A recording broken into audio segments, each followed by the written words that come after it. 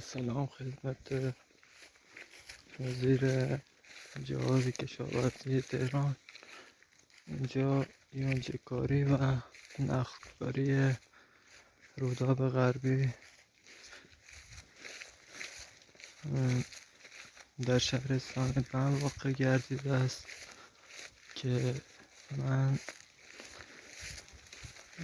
میخواهم برای احداث گاوداری بیام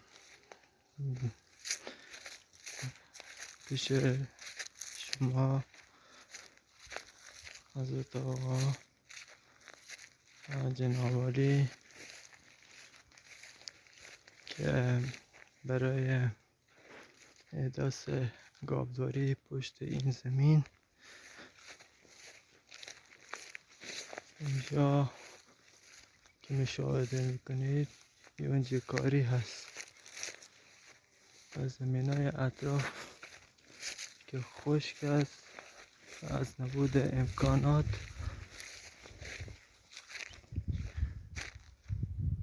رنج میبریم.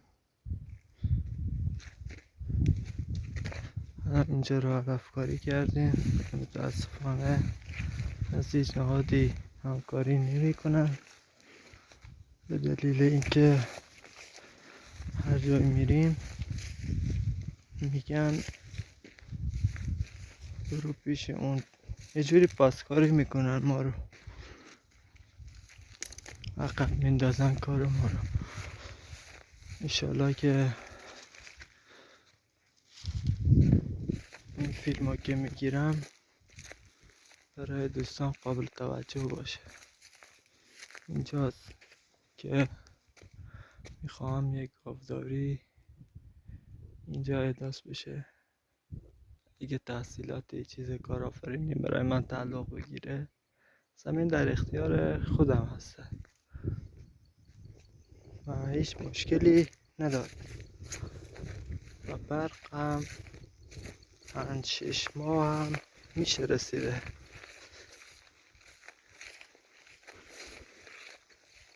قابل توجه شما باشه.